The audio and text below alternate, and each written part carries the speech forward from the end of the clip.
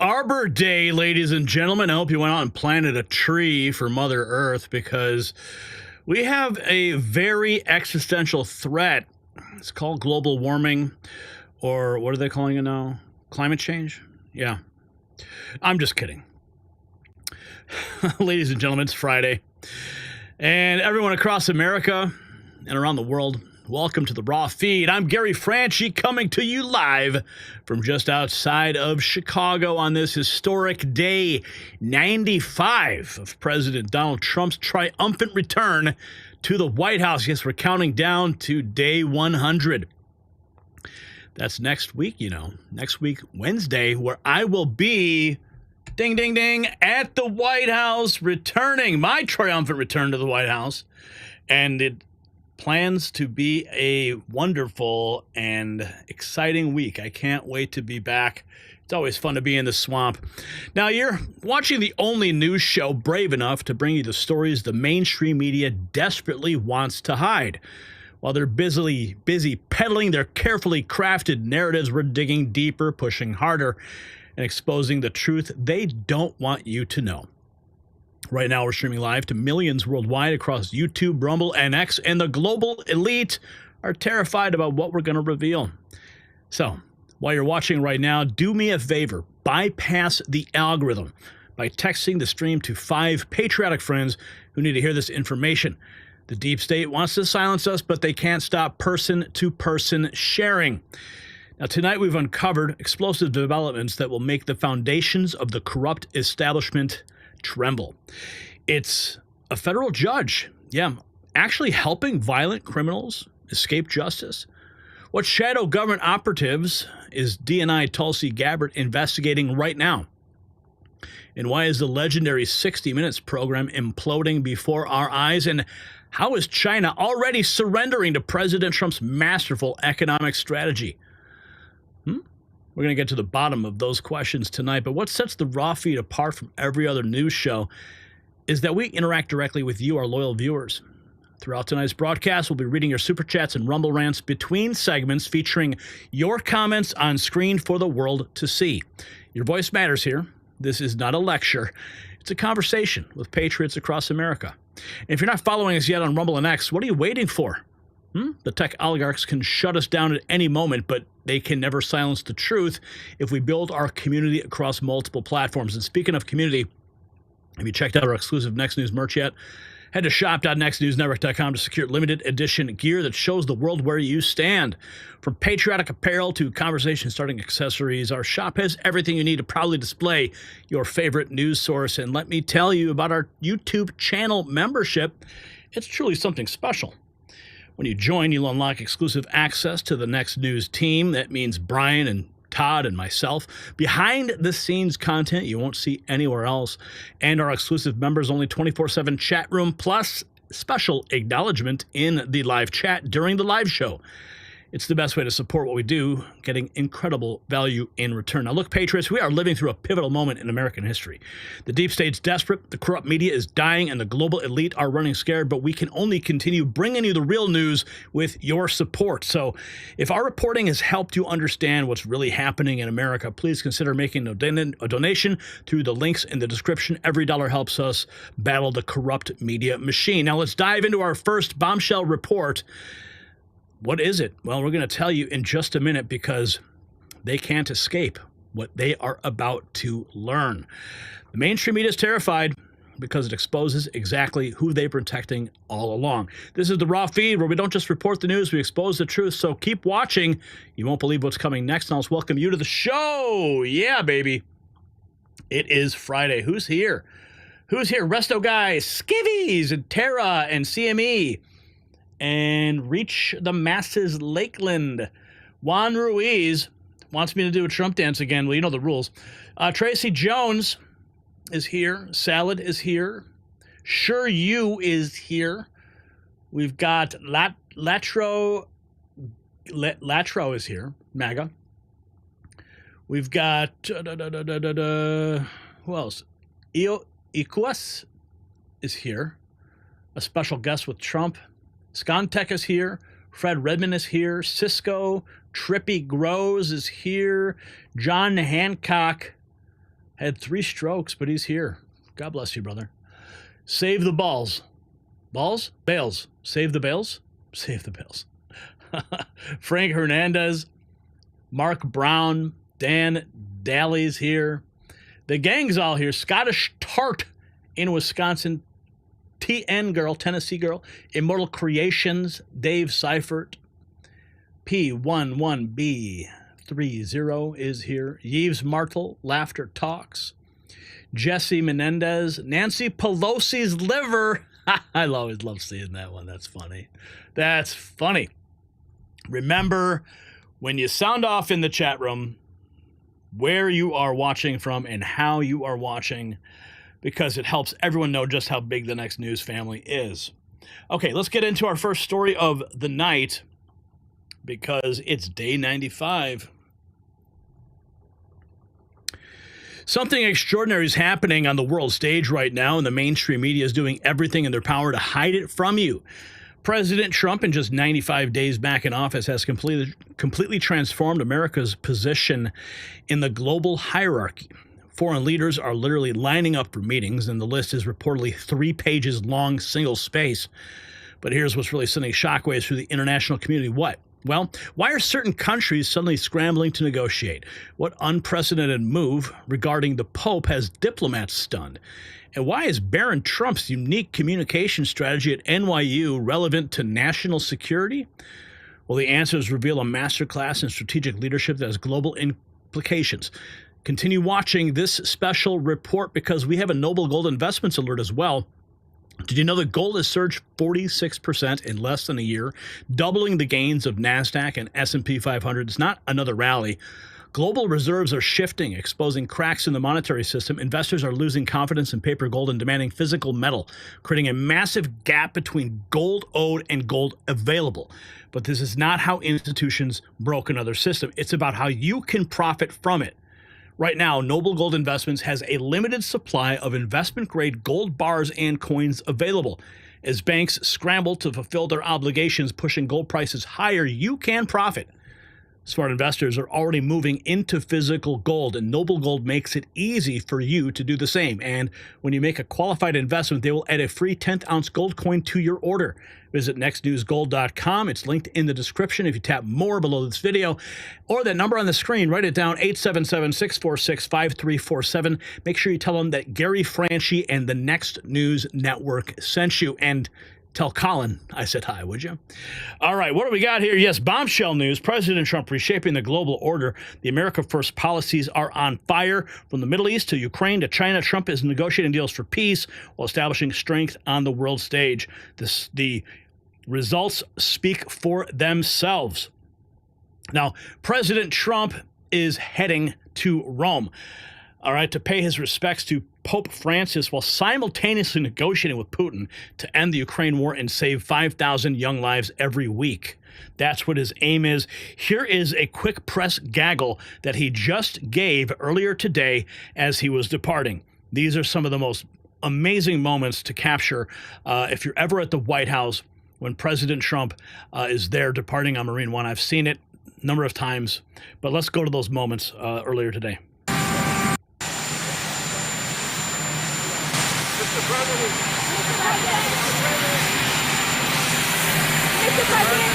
President, you said that you have spoken to President Xi. When did that happen? China says it hasn't happened. I spoke to him numerous times. So we're leading and going to Rome, where we'll be attending the funeral of Pope Francis. Some of you are going to go. Anybody going? And it's going to be very interesting. We're going to meet with a lot of the foreign leaders. They want to meet. Trade deals are going very well. I think Russia and Ukraine, I think they're coming along, we hope. It's very fragile. And Iran, I think, is going very well. We'll see what happens. We're working on plenty of things that shouldn't be worked on, because none of this stuff should have happened.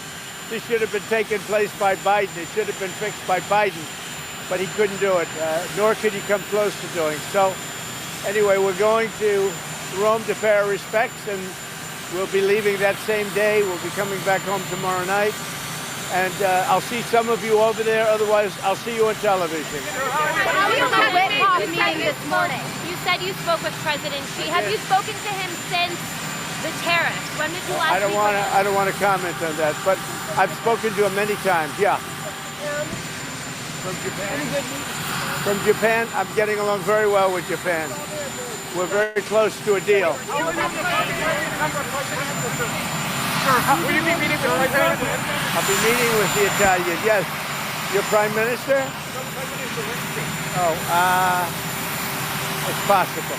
How would you as First Lady remember Pope Francis, sir? How would you as First Lady? Very well. Good man. He loved the world, actually, and he was just a good man. I met him twice. I thought he was a fantastic kind of a guy. Time magazine that President Xi called you. When did that happen, and what did you discuss? I'll let you know at the appropriate time. Let's see if we can make a deal. The Witkoff-Putin meeting. Any updates on the Witkoff-Putin meeting, sir? The meeting right now. What do you hope to see transpire? They're meeting with Putin right now as we speak. And we have a lot of things going on. And I think in the end, we're going to end up with a lot of good deals, including tariff deals and trade deals. We're going to make our country rich, but we're going to try and get out of war so that we can save 5,000 people a week. And that's what my aim is. I want to save 5,000 young men. They happen to be mostly Ukrainian, Russian. 5,000 young Ukrainian and Russian men, and that's a big honor if I could do it. I think we're pretty close. No deadline. I just want to do it as fast as possible. What? 12 states have sued over your tariff plan. What do you say to those who voted for you? I think the tariff plan is doing very well. We're resetting the table. We're going to make our country very rich, very, very rich. It's already happening. Thank you very much.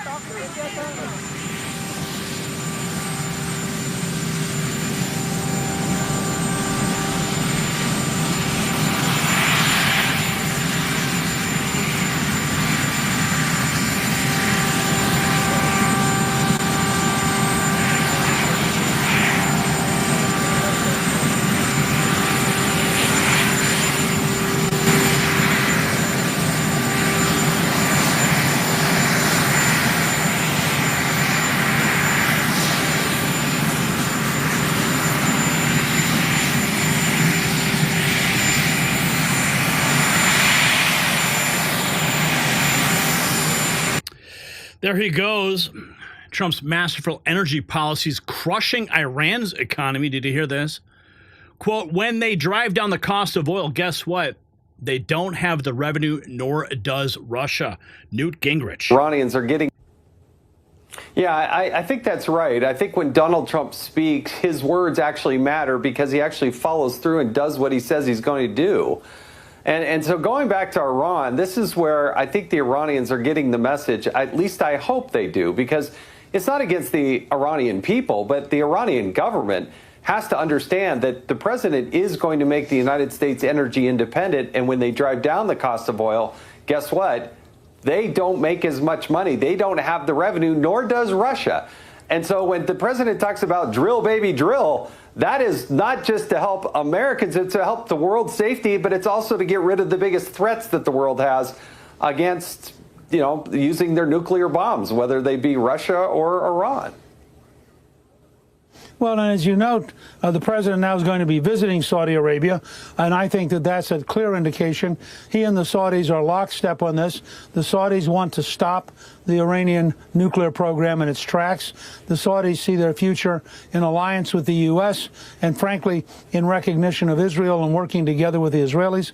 And I think you'll see an expansion of the Abraham Accords, which was one of the great achievements of Trump's first term. So in a lot of ways overseas, he is making progress. And we shouldn't underestimate, just because the news coverage is often so biased, there are things happening here at home that are amazing.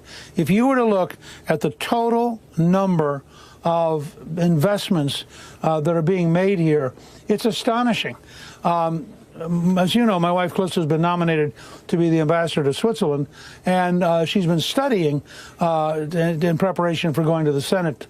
And she pointed out to me yesterday there are two major Swiss pharmaceutical companies that between them have announced $90 billion in investments in new factories in the U.S. Wow. That's just 2 companies.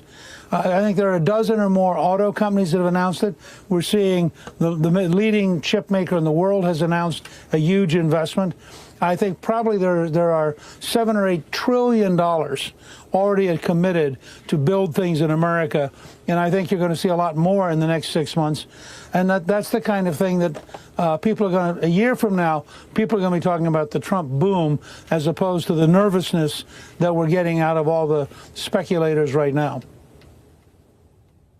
Yeah, they have a hard time seeing, 2 days in front of themselves. But I think you're right. By the time we turn the corner into the fall and into the winter, all of that good hard work is going to be paying off, and it will help Americans across the board.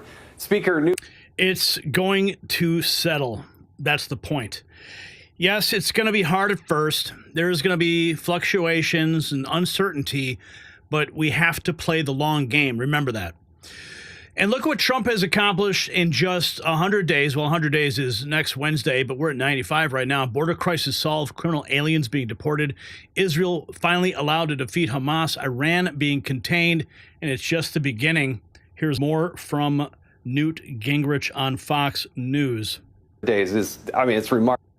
Here now with analysis, Fox News contributor and former House Speaker Newt Gingrich. Speaker, thank you so much for joining us. A lot to get to. I mean, what the president has accomplished in 100 days is, it's remarkable, his energy. We talk about that a lot, but it can't be stated enough. But overseas, by doing more in kind of amazing 100 days than we've done in a long time. Well, look, I think it's been kind of amazing.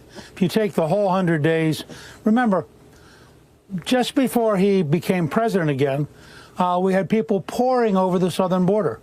Within 10 days, that entire thing had basically been stopped in its tracks. In fact, it's such a great success, it's now not a front page story because people have said, okay, check that one off. He is methodically replacing the criminals, as you point out, and getting them out of the country. He gave Israel the go-ahead to finish the job against Hamas, something which Biden had consistently denied them the ability to do. He's really taken a much more aggressive act against the Houthis. And part of that, I think, is to send a signal to Iran that we have not moved our heavy bombers into the Indian Ocean just, for standing by. And I think the president, although he says it very softly, he's trying to make very clear, either the Iranians are going to give up their nuclear program or we are going to destroy their nuclear program. Obviously, the president very much prefers not to have to use force. He's trying to explain it directly. In the case of Ukraine, I think what's fascinating is, this is just my view, but I believe that Putin has totally misunderstood Donald Trump being patient. And I thought today, when Trump snapped at Putin for having bombed Kiev yesterday, you saw the really beginning of a turn. For a long time, the Trump administration focused on getting Ukraine in line. Now they're starting to discover that actually doesn't matter what Ukraine says. Putin wants to continue the war. Putin lies every day. And we'll see what his conversation's like with Steve Witkoff when he's in Moscow. But frankly, I'm not very optimistic because I think Putin does not yet believe that we will actually get involved in helping the Ukrainians. And he believes he can talk and fight, and that we'll be dumb enough to let him do it. I thought today's statement by the president was a clear sign that that may be a major mistake by Vladimir Putin. And Barron Trump showing some incredible discipline and security awareness at NYU. Apparently, he's using his Xbox for communications instead of sharing his phone number. President Trump probably says his son has unbelievable aptitude in tech, the next generation of America First leadership. Now, I don't know. I mean, okay, so maybe he's using an anonymous name, a screen name on his Xbox, but the minute people find out, Barron Trump 47 is his screen name. I don't know what it is. Maybe that whole security situation will be out the window. Let's listen to what they're saying about this on the news. with the first family's youngest son, Barron Trump. Being a college freshman is never easy, and it's even trickier when you're the son of the U.S. president. At New York University, Barron Trump is finding creative ways to stay in touch with friends while keeping his privacy intact. With Secret Service always nearby and security concerns top of mind, he's ditched his phone number and picked up an Xbox controller instead. The youngest Trump is turning to gaming platforms like Xbox to stay connected on campus. Here's more from New York.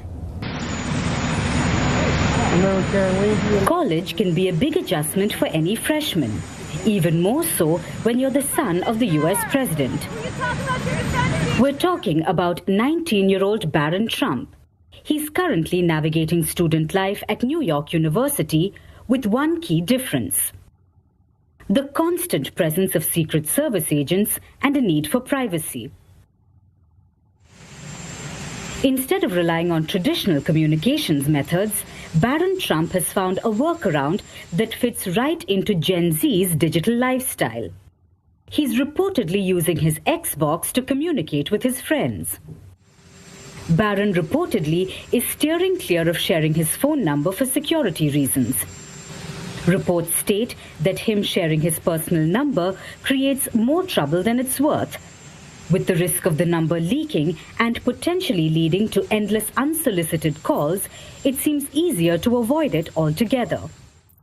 Earlier, reports came out suggesting that Barron has been connecting with friends online through Discord, and now he's been using Xbox.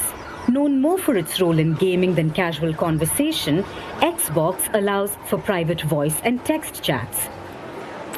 It's a discreet way for the NYU freshman to maintain a social circle without compromising his safety.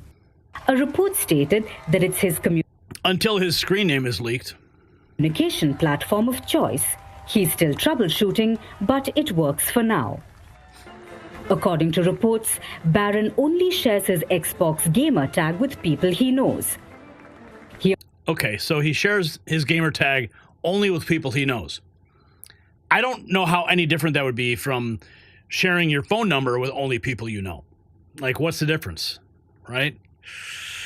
I mean, hey, he's a freshman in college, right? Also reportedly ensures a degree of control over who he talks to. It's part of what reports call gamer bro culture. It's a familiar and private setting where friends can keep in touch through game chats instead of group texts. In an earlier interview, Barron's father, U.S. President Donald Trump, had commented on his son's tech-savvy nature. He had shared an instance where he thought he had successfully turned off his son's laptop, only to find Barron had already turned it back on. The president asked, "How did you do that?" Barron's response, "None of your business, Dad." Trump described his son as someone with unbelievable aptitude in tech. Take that, like everything Trump says, with a pinch of salt.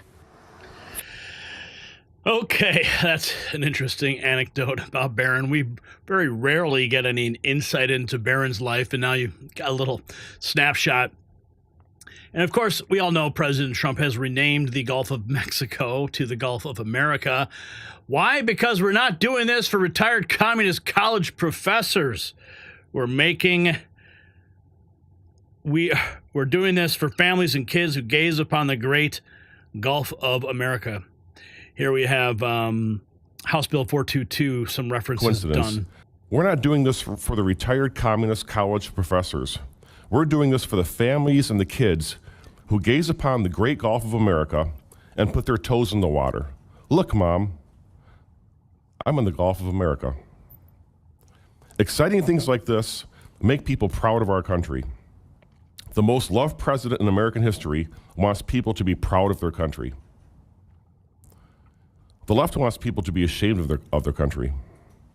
And I don't think it's any coincidence that the people opposed to this are the same people that hate America. It's a way to show kids in our great state that they should be proud of their country. We're not doing this for the retired. And China is panicking as Trump's tariffs are working. Apple shifting iPhone production from China to India. South Korea, Japan rushing to make deals. Foreign leaders are lining up to meet with President Trump. 3 pages, single-spaced. are not having. I don't want to comment on that, but I've spoken to him many times. Yeah. China's Ministry of Foreign Affairs, on the other hand, posted this on X. China and the U.S. are not having any consultation or negotiation on #tariffs. The U.S. should stop creating confusion. We're also learning today that Apple is reportedly shifting production of iPhones for the U.S. market from China to India, aiming for India to make most iPhones sold in the United States by the end of next year. There's progress to report today between South Korea and the United States. Treasury Secretary Scott Bessent says things are moving faster than expected with that country. We also know he met with the Japanese finance minister yesterday. And this morning, President Trump says that the U.S. is very close to a deal with Japan. As you noted off the top, guys, the president heading to Rome for the Pope's funeral, but it sounds like he has a long list of world leaders to meet. We're told that the list of requests from world leaders to meet with the president was 3 pages, single space, though we don't know exactly who the president has time to meet with. Activist judge now blocking part of Trump's executive order requiring citizenship proof for voting, but the Trump administration can still match voter rolls with DHS data. Checkmate. Vote. What was to wait and see? And Nate, a federal judge has made a ruling on an executive order signed by President Trump requiring proof of citizenship or order to vote. What was the decision? Well, the decision here is blocking part of it. It sides with some Democratic groups who'd argued that you cannot ask people to prove, it's an undue burden to ask people to prove their citizenship when registering to vote. The judge siding with Democrats in that case, the Democratic plaintiffs in that case, saying that this is an issue that has to be either legislated by individual states or by the Congress, so blocking that part of the decision for now. But to be clear, this does not go as far as it could have gone. What this decision does is it leaves in place the Trump administration's ability to try and reference voter rolls in individual states with the Department of Homeland Security and the Department of Government Efficiency to take that data and try and determine people's citizenship status, make sure that everyone who is receiving the right to vote is, in fact, a citizen. So this case continues to play out in court. There's a number of states, including Colorado, where the Attorney General has sued the Trump administration to block it as well. So, again, still not clear if there could be further blocks in this case, but a federal judge appointed by Bill Clinton putting that first block, saying that they cannot ask people their citizenship when registering to vote. Again, a decision that has to be made by Congress or individual states. Perfect. Well, thank you so much, Nate Reed. To wait and see. And Nate, a federal judge has made a rule. The Trump revolution is transforming America's position on the world stage. While elites cry about short-term disruptions, real Americans are witnessing the restoration of our economic sovereignty. China crumbling, manufacturing returning, and global leaders are rushing to meet with President Trump. And we have this. Just a few hours ago, some posts by President Trump on Truth Social. He had this to say: Ukraine, headed by Zelensky, has not signed the final papers on the very important rare earths deal with the United States. It is at least 3 weeks late. Hopefully it will be signed immediately. Work on the overall peace deal between Russia and Ukraine is going smoothly. Success seems to be in the future. And then this also, big news out of Africa. Trump says, where I'm also involved in settling violent wars and conflicts. I don't know why so many of these events have fallen to me in my administration, but they have, and we have done an unprecedented job in getting them settled or putting them in a position of peace. Stay tuned. So what we have revealed shows the incredible strategic vision President Trump is implementing on the world stage. While his detractors paint him as impulsive, the evidence demonstrates a clearly orchestrated geopolitical chess game that's already yielding results for American interests. So the question that every American should be asking themselves, if this much has been accomplished in just 95 days, what will America's position look like by the end of President Trump's term? Will we see a completely new global order with America firmly at the center? Share your thoughts in the comments section below. We want to hear your perspective on Trump's global strategy. And speaking of making a statement, check out shop.nextnewsnetwork.com for exclusive Next News Network gear. Show the world where you get your real news as President Trump continues reshaping the global order with America First policies. There we have another live look at the White House. I will be returning there next week. Again, I'm excited to return. Always a pleasure to be able to report, an honor to report from the ground there what happens in the swamp in real time. So there's a live look. You can see it looks like a small crowd is gathered outside. Probably some more protesters screaming and yelling at the wind. But, you know, that's their First Amendment right. We don't have to agree with them. Okay, let's keep going. No chats, no super chats, and no new members, even after the first segment. That's absolutely bizarre. Have you guys shared the stream? I didn't see any confirmation in the chat room. Remember, press 1 if you actually share it. You text it. Pick up your phone, copy the link, and text it out to your friends. We have to bypass the algorithm. It is imperative. We're getting crushed again. I can feel it. I can see it in the numbers. Also, if you're following us on X, head to our X account right now and repost this stream. Absolutely important. And after you do so, drop a comment underneath it, confirming that you did so. Lets everybody else know that you are on Team Next News. Okay, we got some more news to get to right now. Okay, let's go. And Craig's been a member for 4 months. Oh, he's got, looks like 2 chevrons now. Wait till you see what happens when you get even further along. Oh, you guys are going to look like military generals.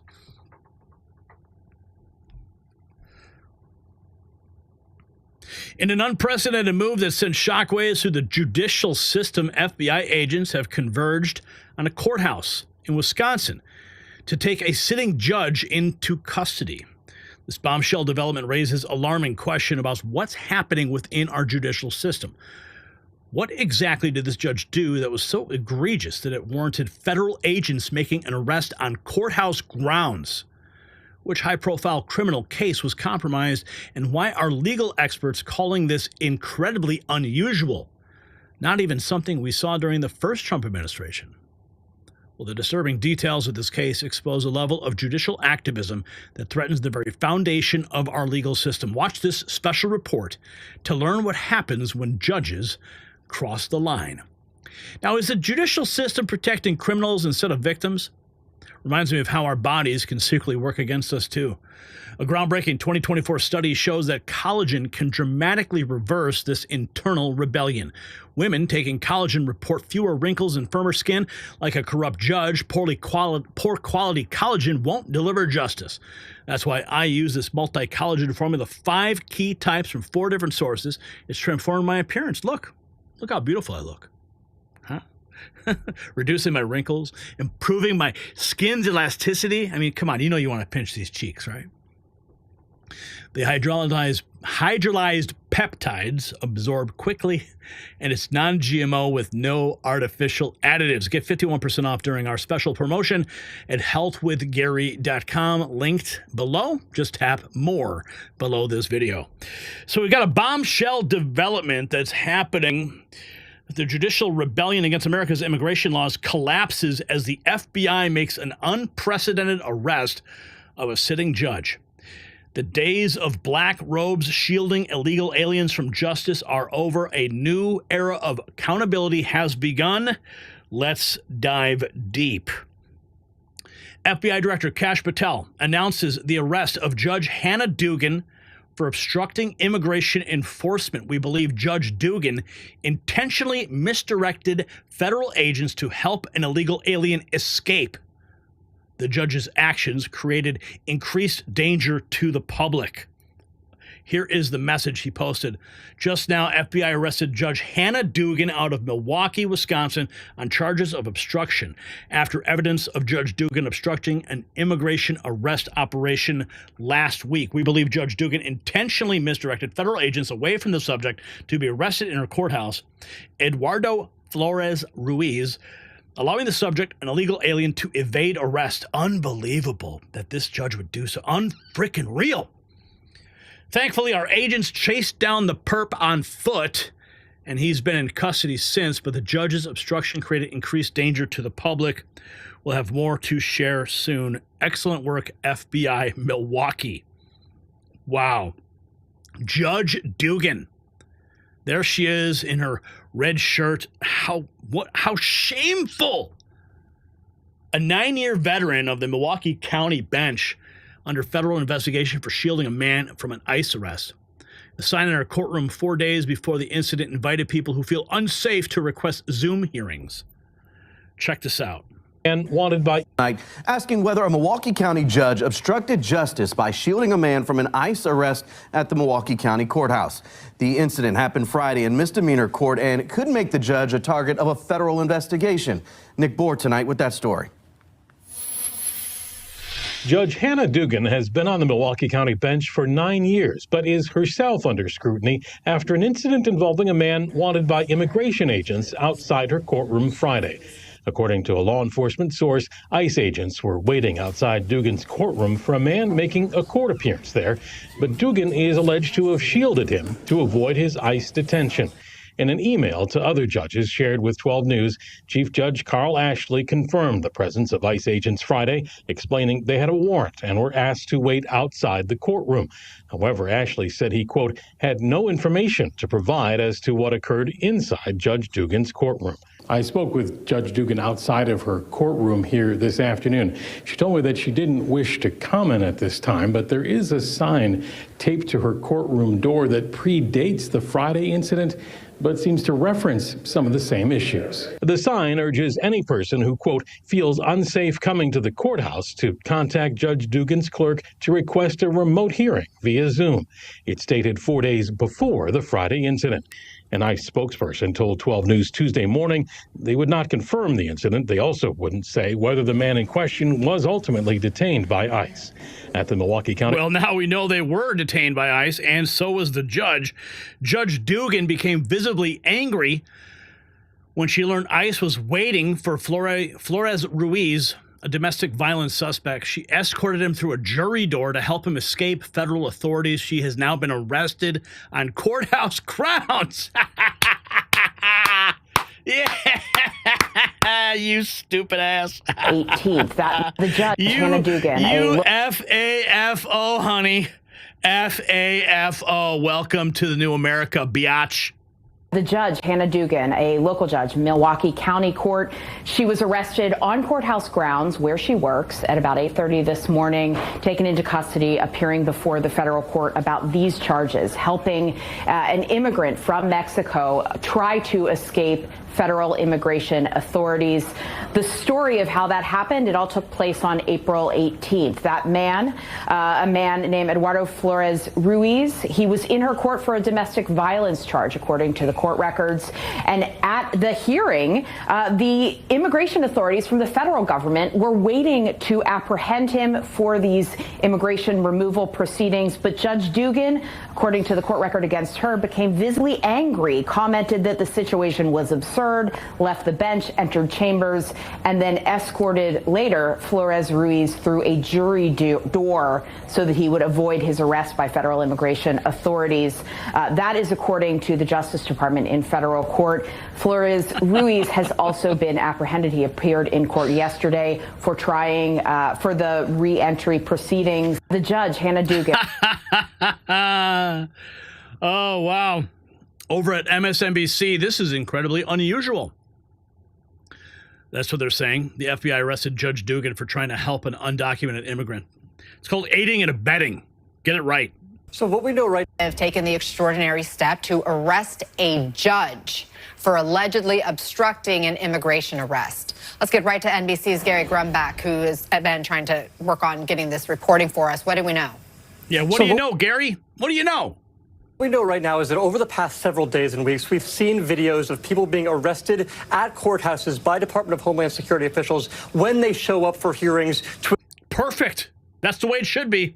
Adjudicate their immigration status. And that is something we've seen over and over again over the past several weeks. Now, veteran circuit court judge up in Milwaukee, Wisconsin, her name is Hannah Dugan. She's now being accused of trying to help out an undocumented immigrant avoid arrest. And I want to read to you FBI Director Kash Patel's tweet. He says in part, quote, just now, the FBI arrested Judge Hannah Dugan out of Milwaukee, Wisconsin on charges of obstruction after evidence of Judge Dugan obstructing an immigration arrest operation last week. He says, going on saying, we believe Judge Dugan intentionally misdirected federal agents away from the subject to be arrested in her courthouse, Eduardo Flores Ruiz, allowing the subject, who they call an illegal alien, to evade arrest. Now, they say that this individual was eventually arrested by DHS officials. This is something that is just developing, Anna, and we have not yet seen any court documents in this case, but we are awaiting further news on this topic. Anna? Again, I know how fresh this is, Gary, but do we know how unusual is a situation like this for feds to arrest a judge? Well, this is incredibly unusual. This is certainly not something we saw during the Biden administration, not even something we saw during the first Trump administration. But with because there's a new sheriff in town, buddy. The increase of importance of immigration as a priority to the Trump administration this time, this is what we have started to see. This is the very first time we've it's called enforcing the law. Ever seen a judge arrested like this, but seeing these on-camera videos of arrests at courthouses of immigrants that are there to adjudicate their immigration status is certainly new here, Anna. Yeah, they're wanting to make a statement. Yeah, certainly new here. Yeah, they're just not used to actually laws being enforced. We have the details. Flores Ruiz, who Judge Dugan helped escape, had beat up two people, hit a guy 30 times, knocked him to the ground, choked him, beat up a woman so badly they both had to go to the hospital. Victims were in the courtroom waiting for justice. Here's Pam Bondi. Go to the hospital. And to set the stage for you and Sandra, this was truly horrific.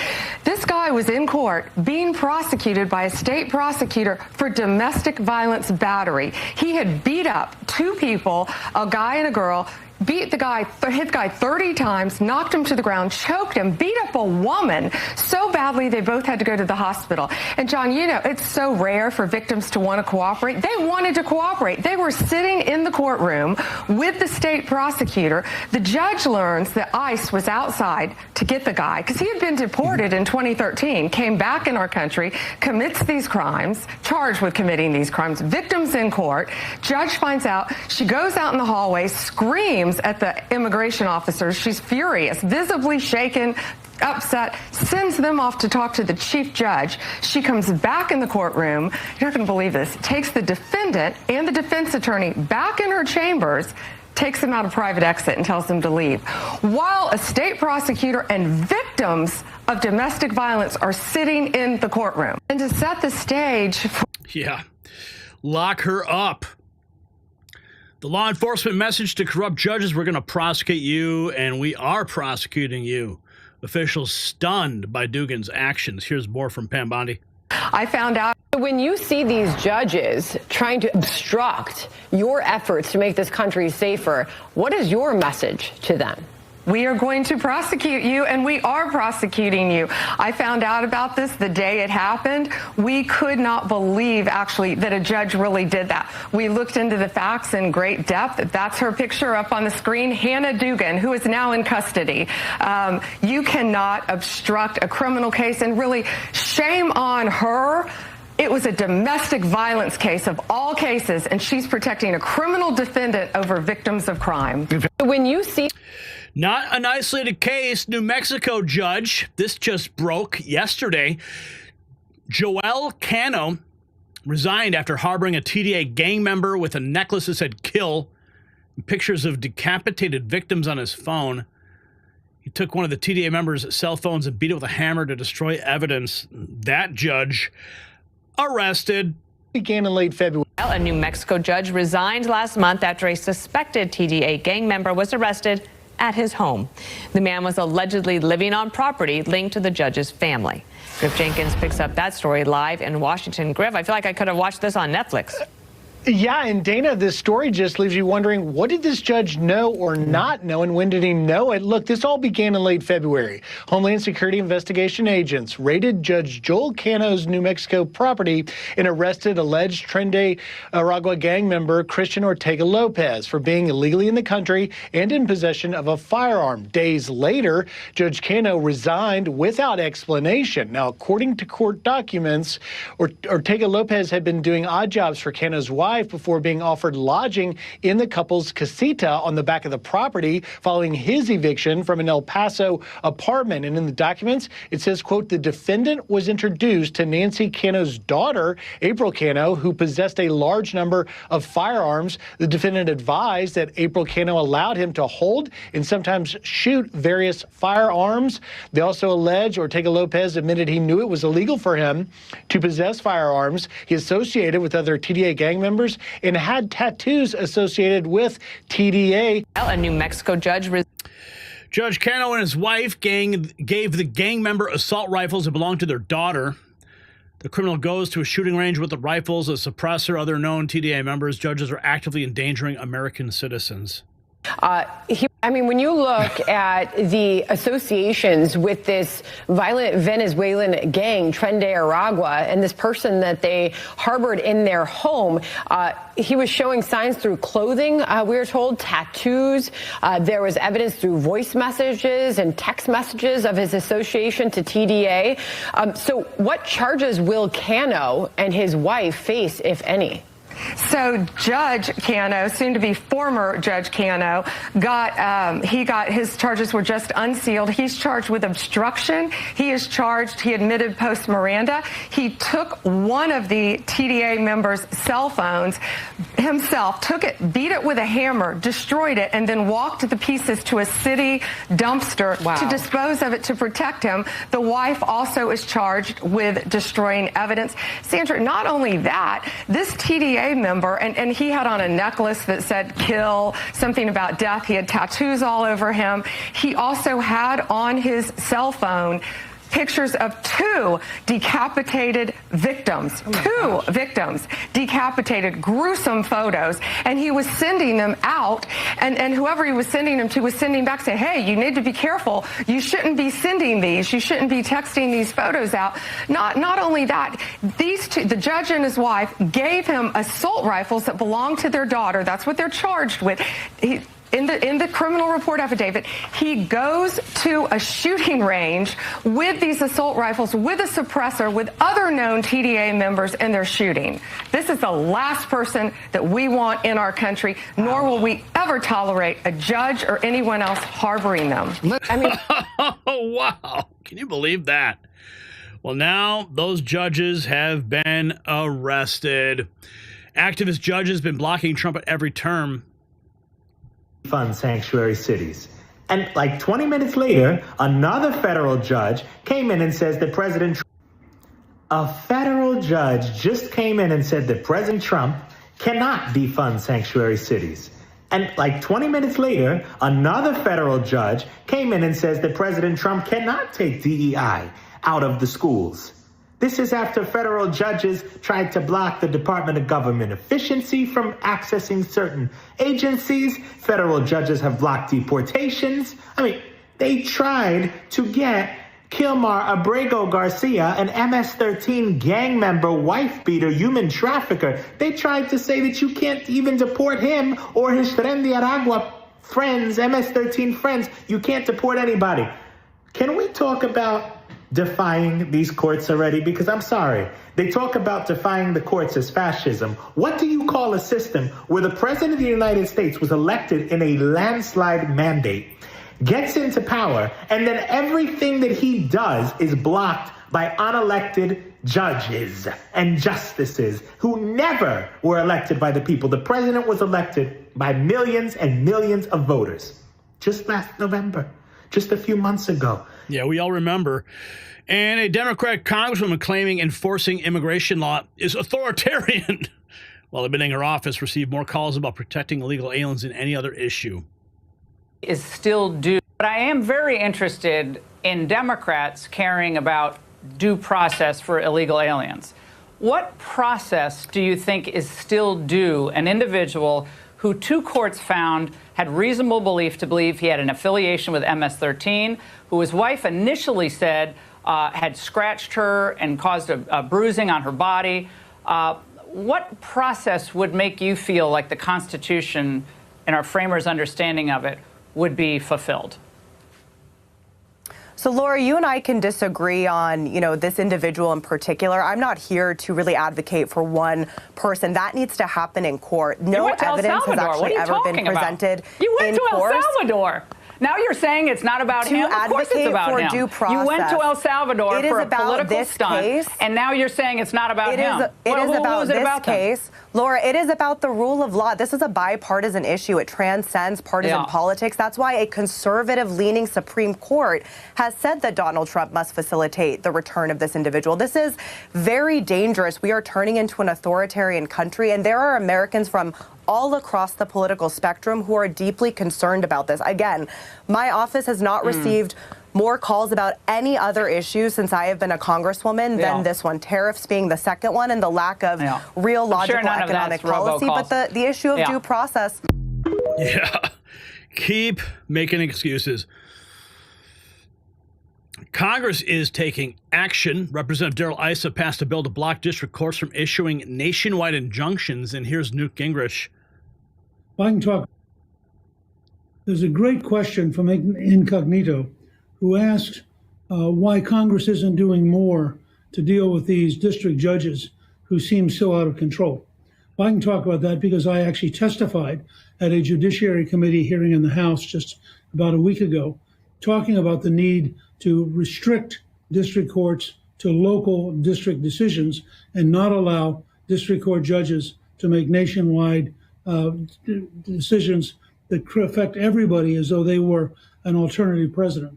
I'm delighted to report that Congressman Darrell Issa actually passed a bill which would block district courts from having nationwide injunctions and instead limit them to their own district. It went through the House. Senator Grassley has a similar bill in the Senate. I suspect it'll pass, and I suspect that President Trump will sign it. So Congress is moving to put district judges back in their district and not allow them to pretend that they're alternative presidents. America is finally fighting back against the black-robed tyrants who placed illegal aliens above American citizens. When judges become criminals, they must face consequences, and the days of judicial immunity are over, as President Trump restores law and order to our nation. So the arrest of Judge Dugan represents a pivotal moment in the battle against judicial activism. When those entrusted with upholding our laws instead choose to obstruct them, the entire system breaks down. This case forces us to confront some uncomfortable questions about the political motivations infiltrating our courts. Should judges be allowed to substitute their personal policy preferences for the will of the voters? Is this an isolated incident, or is it emblematic of a wider problem within our judiciary? And most importantly, what must be done to ensure our courts enforce the law rather than undermine it? Let us know your thoughts in the comments below. And of course, make sure you stand with justice by checking out shop.nextnewsnetwork.com for exclusive Next News Network gear. Show the world where you get your real news while the judicial rebellion continues to crumble.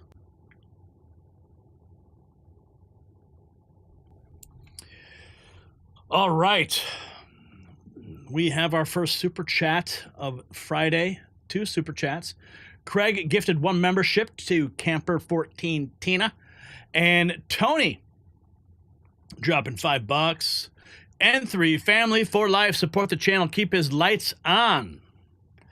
And Resiness, thanks Gary for bringing us the real news. Yeah, we want to keep the lights on, don't we? I think we do. Oh, yeah. What happened? Brian, I think we need a super chat to get these lights back on. We need a super chat right now. Oh, I think one just came in from R. Boyd. Thank you. Okay, good. Thank you. $5 from R. Boyd. Just got the lights turned back on. Appreciate that. When a judge thinks they're God, that means the corruption is deep. America needs help. Gary, I got my mug, fight, fight, fight, and MAGA hat. Thank you. Awesome. America needs heroes. Sweet. That is cool. I'm glad to hear that. Let's see. We'll highlight that. Boom. China. Gotcha, Gary. China. All right. The deep state traitors, we are unmasking them now.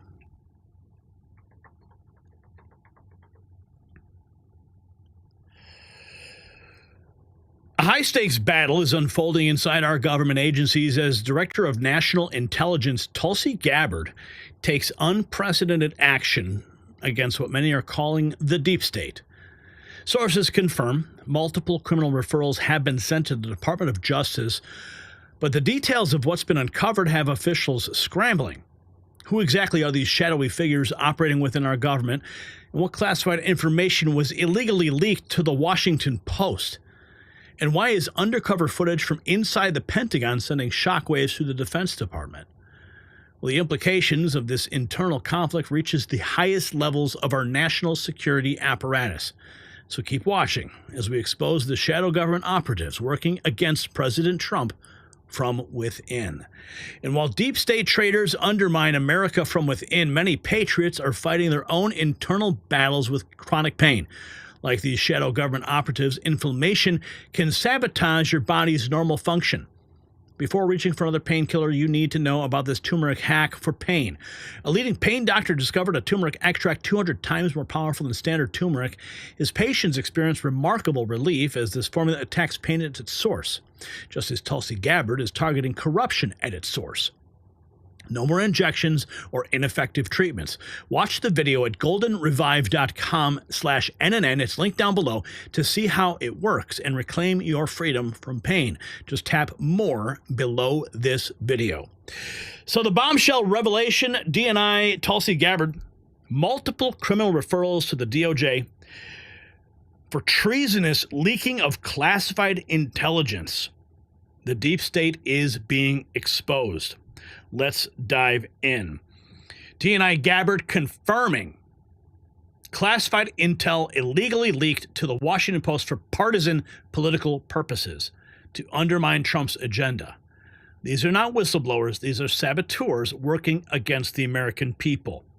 Classified intel was partisan. The Director of National Intelligence sent 2 criminal referrals to the Justice Department, with a third on its way for the alleged leak of classified information. DNI Tulsi Gabbard said in a statement that there was a recent illegal leak to the Washington Post. Gabbard said the classified intel was leaked for, quote, partisan political purposes to undermine President Trump's agenda. Quote, politicization of our intelligence and leaking classified information puts our nation's security at risk and must end. Gabbard didn't specify who she was accusing of leaking or what information was disclosed. She said last month that she would aggressively pursue leakers. Gabbard's announcement comes a few days after Secretary of Defense Pete Hegseth fired some of his top advisors amidst an ongoing leak investigation. Hegseth said in an interview on Fox and Friends that if the investigation discovers any of them leaked, they will be referred to the Justice Department for criminal prosecution. In this point, those folks who were leaking, who have been pushed out of the building, are now attempting to leak and sabotage the president's agenda and what we're doing. And that's unfortunate. In a joint statement, the 3 fired officials said they still hadn't been told what they're being investigated for or if there was truly a leak investigation. Quote, we are incredibly disappointed by the manner in which our service at the Department of Defense ended. Unnamed Pentagon officials have slandered our character with baseless attacks on our way out the door. Criminal referrals are made to the Justice Department by federal officials and members of Congress. The department has no obligation to take action. I'm Ray Bogan for... We take this very seriously. It's illegally classified information, and people need to be held accountable. Here's Tulsi Gabbard. Voted resound. Just first of all, point out what we know has been the problem for a very long time. One of the reasons why the American people voted resoundingly for President Trump was to root out the kind of politicization and weaponization of intelligence that has really undermined the trust the American people have in the intelligence community and the national security state, but really what also directly undermines our own national security. So I made it very clear to the U.S. Senate, to the American people when I had the honor of being appointed to this position, that we will not allow this to continue. We take this very seriously. It is illegal to leak classified information. And so what you're seeing here is me carrying out on the promise and the mandate the American people gave Trump. We conducted our own internal investigation. We have referred them now to the Department of Justice and the FBI for an official criminal investigation because these are crimes and people need to be held accountable to put a stop to this. Just first of all, James O'Keefe catching rogue Pentagon employees working against Pete Hegseth. Deep state agents actively sabotaging the America First agenda from within. Here we have Allison Steinberg from Lindell TV reporting from the White House. Check this out. Sort of. Other big news today, James O'Keefe released an expose regarding the DOD and rogue employees that are over there working against Pete Hegseth and President Trump and the America First agenda. He released a great video sort of highlighting the insanity that's going on over there. Let's take a listen to the latest from James O'Keefe. I'm assuming that your boss isn't Pete Hegseth. Ultimately, he is my boss. Okay. But this is insane. I actually know Pete Hegseth. You do?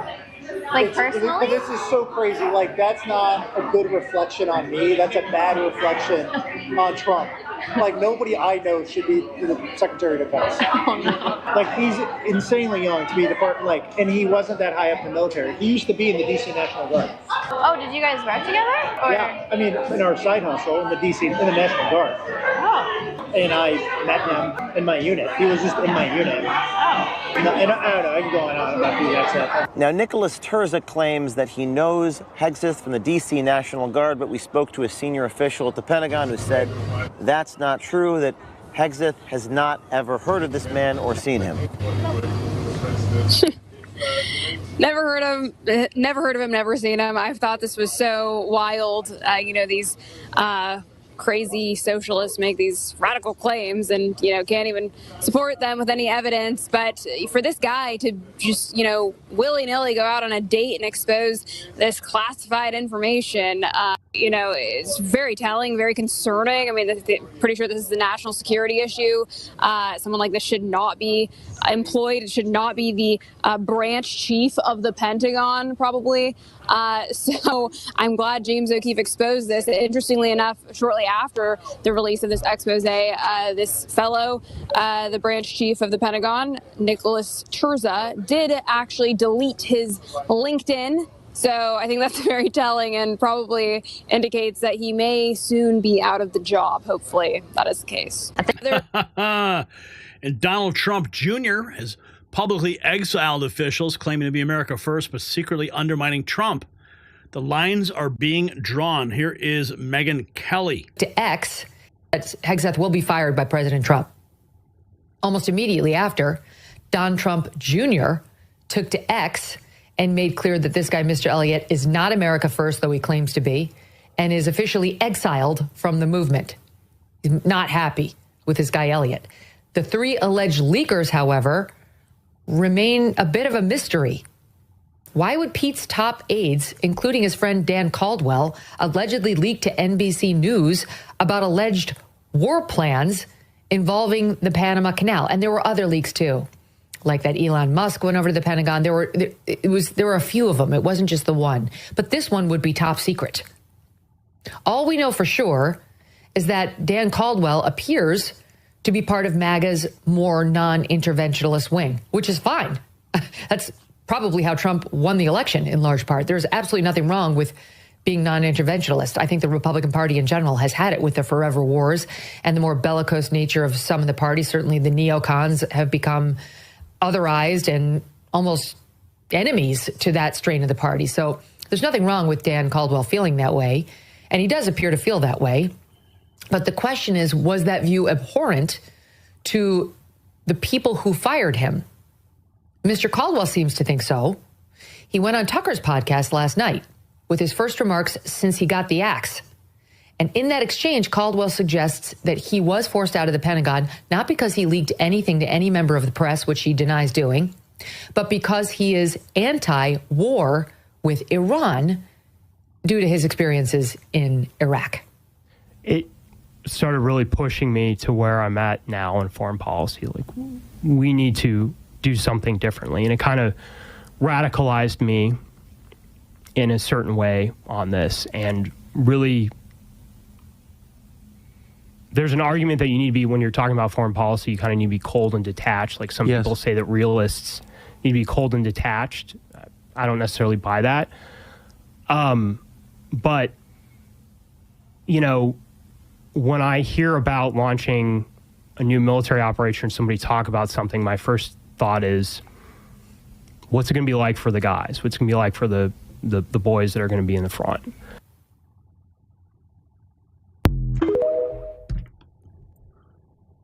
And we have more. Despite the fake news narrative, despite Trump sent a direct message to Putin to stop military strikes on Ukraine. For being unwilling. President Trump sending a very direct message to Vladimir Putin to stop the military strikes on Ukraine's capital. Yeah, it's a different tone after he previously knocked Ukraine for being unwilling to broker a peace deal. Erica Brown shows us this latest push to bring the two sides to a deal. After an hours-long barrage of Russian airstrikes on Ukraine's capital, President Trump reacted on social media, telling Russian President Vladimir Putin to stop. I didn't like last night. I wasn't happy with it. And we're in the midst of talking peace, and missiles were fired. And I was not happy with it. As he met with Norway's prime minister at the White House Thursday, the president spoke about Russia's assault that killed at least a dozen people, the deadliest attack on Kyiv in close to a year. Trump has repeatedly said Russia, which invaded Ukraine more than 3 years ago, is more willing than Ukraine to broker a peace deal. The president was asked what concessions Russia has offered so far. Stopping the war, stopping taking the whole country. Pretty big concession. In an interview airing Sunday on CBS's Face the Nation, moderator Margaret Brennan asked Russian Foreign Minister Sergei Lavrov whether Putin agrees with Trump's assertion that the U.S. and Russia may have a deal to end the war. The President of the United States believes, and I think rightly so, that we are moving in the right direction. The statement by the President mentions a deal, and we are ready to reach a deal, but there are still some specific points, elements of this deal which need to be fine-tuned. President Trump is pushing a proposal that would reportedly exclude Ukraine from NATO and freeze the fighting close to the current front lines. Erica. Secretary Hegseth restoring military excellence by reversing the insane Biden-era policies that allowed people with schizophrenia to join our armed forces. High standards equal lethality. Conditions. We're back with another DOD reform, and this one, it's a doozy. Now, the official subject of this memorandum is review of medical conditions disqualifying for accession into the military, meaning in the previous administration, because they couldn't get enough recruits with all their lunacy, they lowered the standards and gave waivers to people who should never have been in the military in the first place. We're going to read a list in a second. So they lowered the standards and created waivers for people that had no business being in our formations. We're changing that through this guidance. Here's a little bit more on it. So applicants for military service, as we believe, must be physically and mentally able to perform their duties under the harshest of conditions without risk to themselves or others, right? Shouldn't be able to risk themselves or others unless it's the enemy. Then you want to hurt the enemy. That's why we need clear, high, and uncompromising medical and mental standards for those who desire to serve. They should never be lowered, but they were under Biden. Get this one. So this is current DOD policy that we inherited. It still permits medical waivers concerning medical conditions like schizophrenia, congestive heart failure, cystic fibrosis, and chronic use of oxygen. Now, there's one more that I didn't know what it was, so we had to look it up. Current DOD policy still allows for paraphilic disorders. Service members need to be medically ready to fight.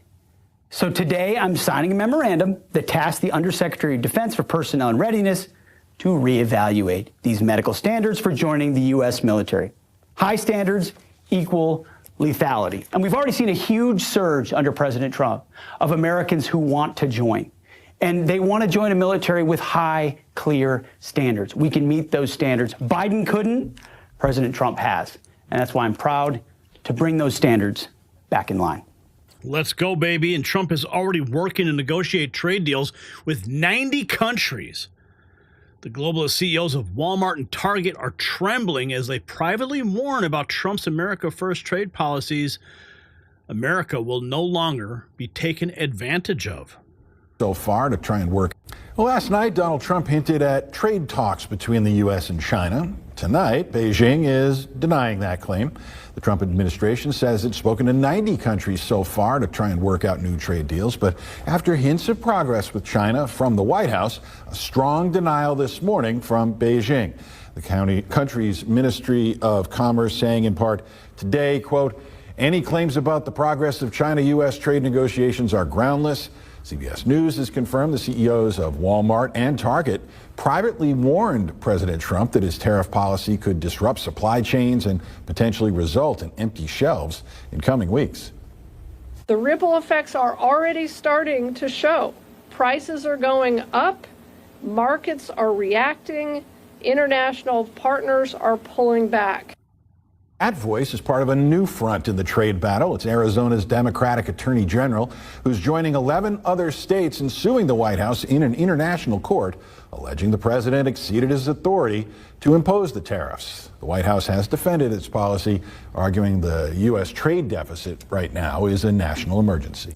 And as we saw earlier, President Trump did in fact confirm that he has been in talks with China. So the explosive revelations about internal government sabotage raise profound questions about the true state of our republic. When unelected bureaucrats can actively work to undermine the elected president's agenda, we're witnessing nothing less than an administrative coup. So should Americans be concerned about the existence of a permanent government that operates regardless of who occupies the White House? Is this what the founding fathers envisioned for our republic? And most importantly, how deep does the shadow government actually extend? Share your thoughts in the comment section below. And make sure you want to defend America's constitutional order. Check out shop.nextnewsnetwork.com for exclusive Next News Network gear and show the world where you get your real news as we continue exposing the deep state traitors undermining our government from within.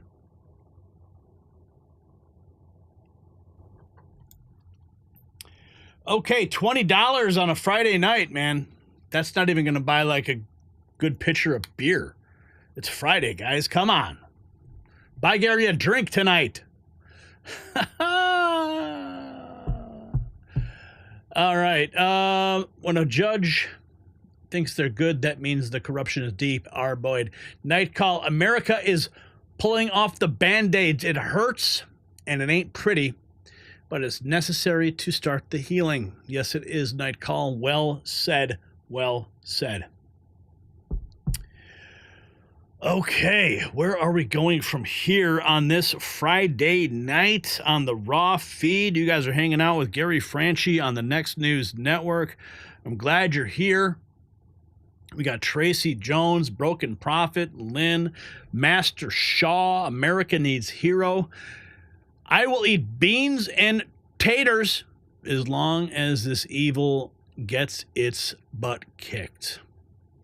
Marcia, the shadow government runs very deep. Sad to say. Yes, it does. Jeremy Olson, wow, where he have to pay $20 for a pitcher of beer? I can get 3 pitchers of Guinness for that. What? Where are you buying Guinness that for 3 pitchers for $20? Do they even put pitchers, Guinness in pitchers? I don't think I've ever seen that. No. That's fake news. You are spreading fake news, Jeremy Olson. What's up, Michael Jones? Welcome to the party. All right. Yeah, more bad news for CBS. The empire is crumbling. A media earthquake is shaking the foundations of one of television's most iconic news programs. After decades of projecting journalistic authority, the facade is crumbling as an executive producer with extraordinary tenure abruptly resigns amid swirling controversy. What prompted the sudden departure that insiders call a full-blown editorial meltdown? And how is President Trump's multi-billion-dollar lawsuit against CBS connected to this implosion? And why does the timing coincide perfectly with a massive corporate merger that requires federal approval? The patterns of deception exposed in this investigation reveal a propaganda machine that's been manipulating American public opinion for decades. So don't click away.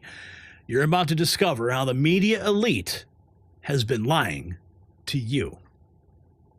And while the media empire's blood pressure soars under Trump's lawsuit pressure, millions of Americans face their own health crises. According to a 2024 CDC study, nearly half of all adults have high blood pressure, yet only 1 in 4 have it under control. Just as mainstream media outlets distort reality, hypertension silently damages your body. That's why I started using this incredible product to manage my blood pressure, cholesterol, and weight naturally. It's triple action formula with white mulberry leaf and cinnamon bark powder. It regulates blood pressure, balances blood sugar, and improves cholesterol levels, all while fighting the fake news of insulin resistance. Get up to 40% off by clicking more below this video and tapping boostwithgary.com. So, Real Robert just posted this on X. 60 Minutes facilitated the overthrow of the United States government on November 3rd, 2020. He says, very clearly, now arrest this bitch. Arrest them all for the crimes of fraud, election interference, racketeering, campaign finance violations, and conspiracy for the overthrow of the United States government. Leslie Stahl is who he's referring to specifically. Remember this moment? Who will ever forget this? You know, this is 60 Minutes. And we can't put on things we can't verify. You won't put it on because it's bad for Biden. We can't put on things we can't verify. Leslie. You know what you told me a long time ago when I asked why you keep saying fake with the media? Yeah. You said to me, I say that because I need to discredit you so that when you say negative things about me, no one will believe I don't have to discredit you. But that's what you've you told discredited yourself. You told me that. Leslie, you've discredited yourself.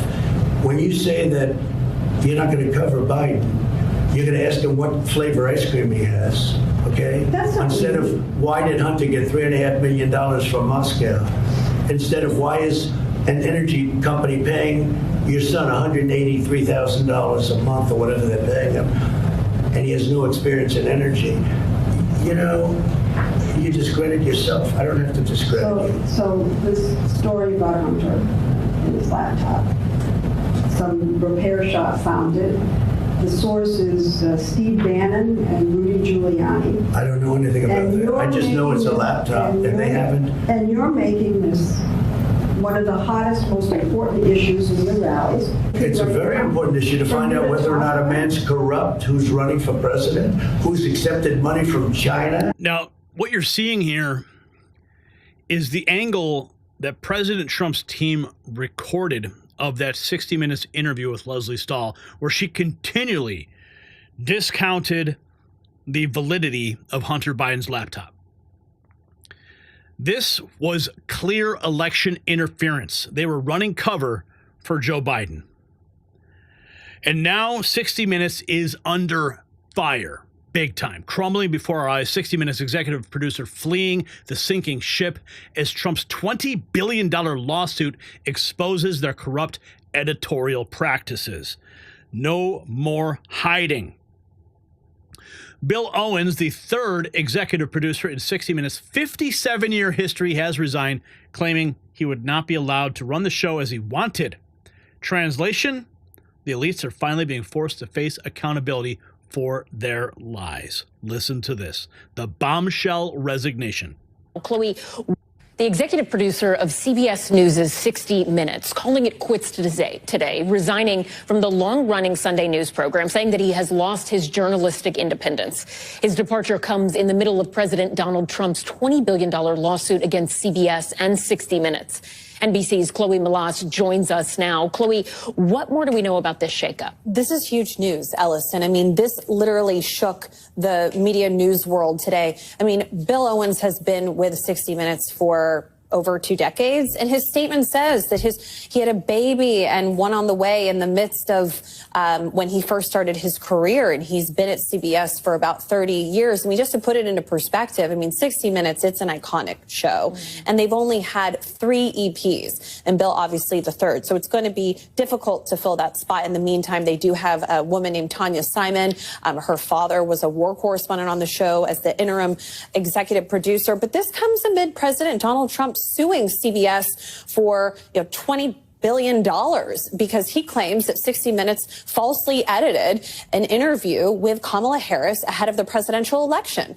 And so, 60 Minutes has refused to apologize, standing by this, saying that they did nothing wrong. And you have Owens saying in his statement today, because we don't know exactly why he's resigning, but he says, over the past months, it has also become clear that I would not be allowed to run the show as I always have run it. What does that mean? Sherry Redstone, who's in the midst of trying to merge Paramount and CBS together with Skydance. I mean, this is a massive billion-dollar deal that is undergoing scrutiny by the FCC right now with a Trump appointee who has been very vocal against CBS's DEI practices and, really, really looking at this. And we know that things have been delayed amid President Trump's lawsuit, which they have just agreed to move into mediation. But this is messy. And to have this longtime EP step down, what does that say about this venerable news magazine program? Who's going to lead it into the future? And what exactly does this mean when he says that he couldn't do his job the way that he wanted to do it? A lot of questions there. NBC's Chloe Melas, thank you. Wake up, America. This is the same venerable news magazine that shilled for Democrats for decades, now facing a $20 billion lawsuit from President Trump for deceptively editing Kamala Harris' interview. How many other interviews did they manipulate? Megyn Kelly weighing in. Buckle up. Buckle 60 up, she Minutes says. is in serious turmoil, thanks to its executive producer, Bill Owens, quitting and publicly throwing a temper tantrum. What happened? Oh, buckle up. On Tuesday, the EP of 6 years, but only the third ever to hold that post in nearly 6 decades at 60, said he would be resigning from the Sunday news program, suggesting he felt the network was encroaching too much on his editorial calls. This could not be tolerated at the vaunted 60 Minutes, you see, which is entirely unbiased and uninfluenced by anything other than the facts. All right? You may not know that, but it's true. Just ask them. Mr. Owens and others argue that the show has had total independence from the network brass for the show's 57 years on the air, and that suddenly that was changing. Under Don Hewitt, the original EP, they said, hey, we had independence and it worked out pretty well. He was there for almost 60 years. It's crazy, the number of years he was there. Under Jeff Fager, he was there for the next 14, less so.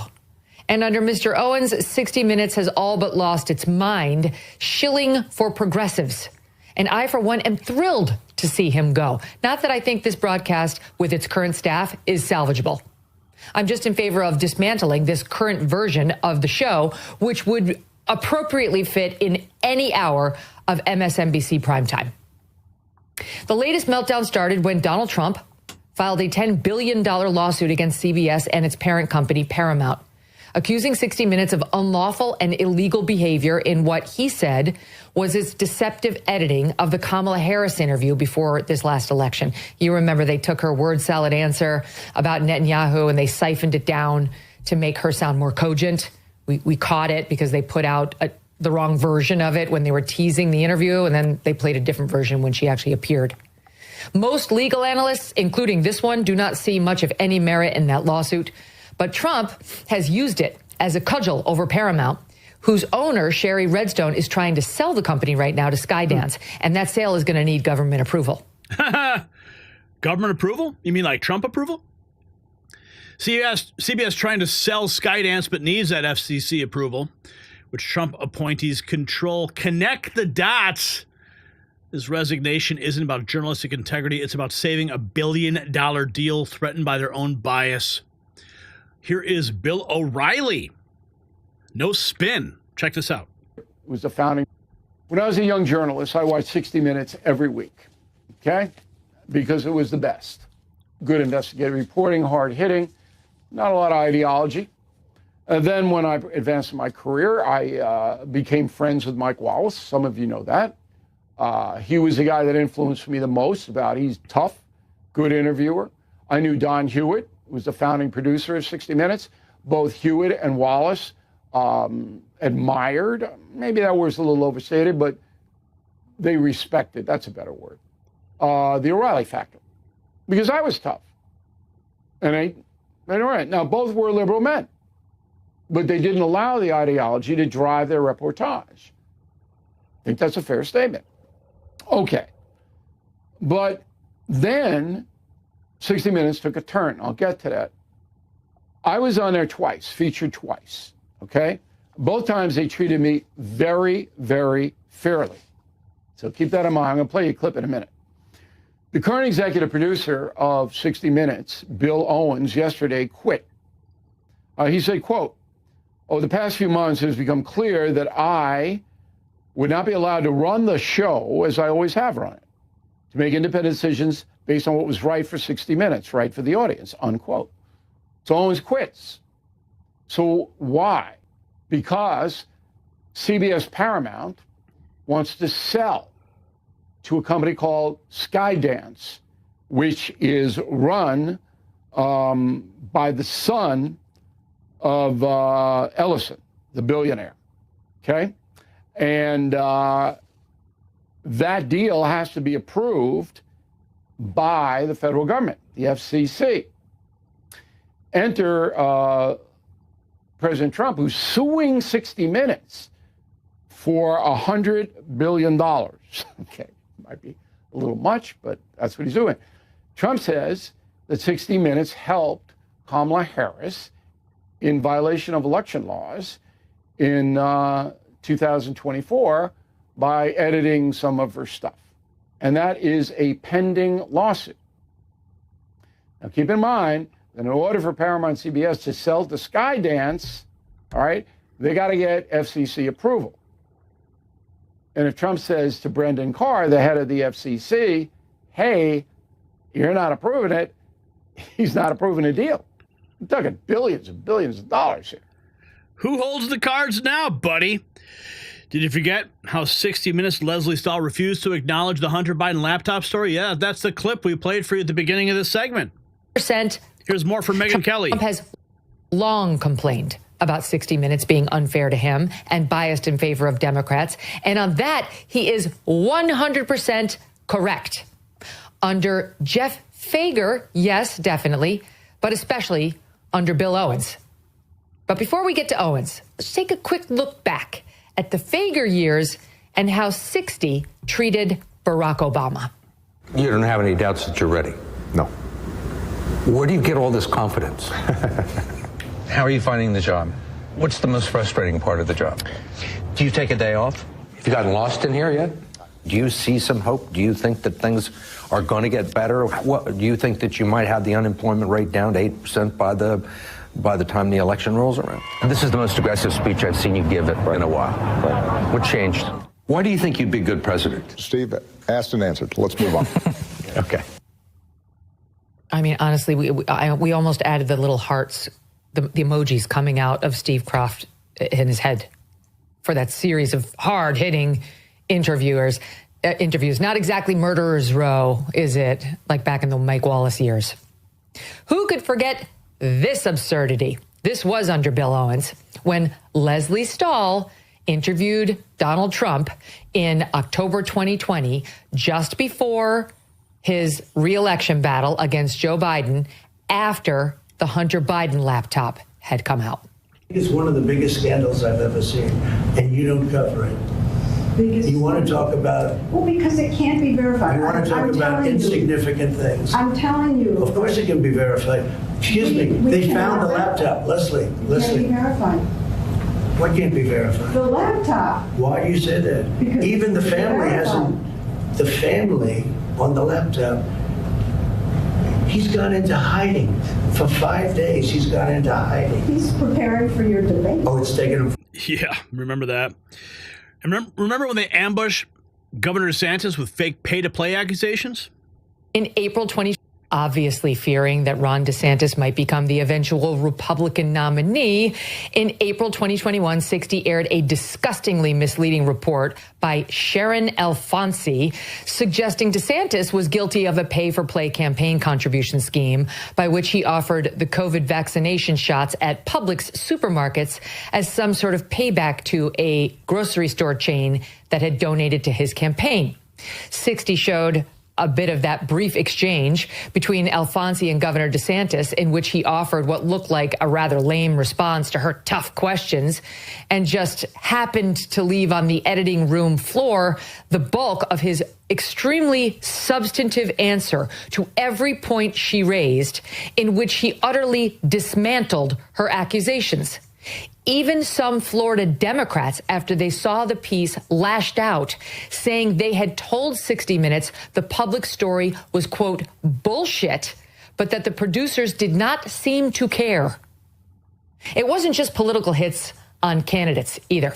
Take a look at the show's coverage of, say, climate change. This one's from January 2023. 1970, the planet's 3.5 billion people were sustainable. But on this New Year's Day, the population is 8 billion. Today, wild plants and animals are running out of places to live. The scientists you're about to meet say the Earth is suffering a crisis of mass extinction on a scale unseen since the dinosaurs. A World Wildlife Fund study says that in the past 50 years, the abundance of global wildlife has collapsed 69%, mostly for the same reason. Too many people, too much consumption, and growth mania. I would say it's too much to say that we're killing the planet, because the planet's going to be fine. What we're doing is we're killing our way of life. Amazing.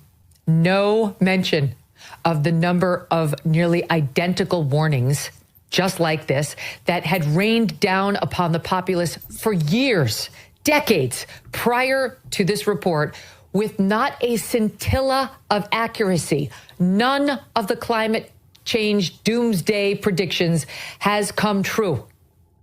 Somehow they forgot that in the piece. Even Jen Psaki admitted the truth about liberal media. MSNBC viewers expect we're going to talk about Trump. Here is Jeanine Pirro weighing in on Jen Psaki. Weighing in on Jen Psaki. And Jen Psaki is telling the truth for a change on why MSNBC is just an echo chamber for the left. There's obviously a rooted value in the kind of like that MSNBC viewers expect of, like, we're going to talk about the opposition and we're also going to talk about Trump, and it's typically not going to be positive. I don't think anybody watching expects it to be positive, right? All right, Dana, I heard you react to that. Sorry. Well, you know what the question is. I mean, there you've got Jen Psaki saying, well, they expect us to not like Trump. Yeah, well, and yeah, but we know that she had a lifelong Democrat, worked for Obama. That's how I first met her, in the Bush to Obama transition. That's when we became friends. And then she worked for Biden. Like, we all get all that. One thing that's interesting is that when anybody goes against type, it is interesting and it can really help. Yeah. I was reminded of this one time at the briefing room. We were under the gun when I was press secretary. President Bush's numbers were bad. And a reporter says, well, what are you going to do? Because your numbers are so bad. And I said, well, there's only two entities in this town who have worse numbers than us: Congress and you. And that was back then. So then fast forward, and I would just look at the last 4 years. I think that the Lincoln Project, those Buccaneers, as 60 Minutes lovingly call them, were portrayed as heroic, while 60 Minutes ignored the scandals that would later engulf them. No tough questions for these anti-Trump operatives, selective outrage. Here's more from Megyn Kelly. Republicans, same time frame, October 2020. 60 took us inside the Lincoln Project's campaign against President Trump. And did they do a hard-hitting expose on the rabidly anti-Trump grifters who are loathed by virtually all Republicans and accomplished little more than successfully lining their own pockets? Let's see. These buccaneers have made a name for themselves with malicious attack ads, churning out new ones almost daily, most released cost-free on social media. John Weaver feels it's the party that's betrayed him. I mean, look, Leslie, we've gone from caring about character, rule of law, defending the Constitution, a cogent national security policy, free trade. Where are all those issues? Imagine if you travel the country for 30 years fighting for Republican principles, and you learn it was all a lie. No one cares about all the issues that we fought for. How painful is it for you to turn against the Republican Party? Do you ever sit around and talk about you're repudiating your life in a way? How painful is John Weaver, my little buccaneer? Oh, and it keeps going because the collapse of 60 Minutes exposes what we have known all along. The mainstream media is not about truth. It's about power and control. And this is just the beginning of the great awakening in American media. The elites cannot hide anymore. Accountability is coming. And so is Gary Franchi. So the implosion of CBS 60 Minutes represents a watershed moment in American media history. For decades, these institutions portrayed themselves as objective truth tellers while secretly operating as political activists advancing a specific agenda. As this empire of lies continues crumbling, we must ask ourselves, how many other news organizations are actually propaganda outlets in disguise? What responsibility do media executives bear for deliberately misleading the American public? And most importantly, where will Americans find honest reporting in this new landscape? I'll give you a hint. The Next News Network. And of course, share your thoughts in the comments section below. We want to hear how you get your news in today's biased media environment. And while you are fighting fake news, check out shop.nextnewsnetwork.com for exclusive Next News Network gear. Show the world where you get your real news as the mainstream media empire continues to collapse under its own corruption.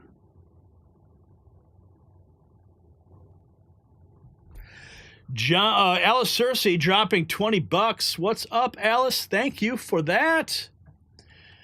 Now we can get that pint of Guinness or that pitcher of Guinness, but where do they sell a pitcher of Guinness? I don't think I've ever seen a pitcher of Guinness before. John Bonus, $1.99. Thank you, John. Sincerely. Right on. Michael Jones, next news is my news. That's right. That's how it is. All right.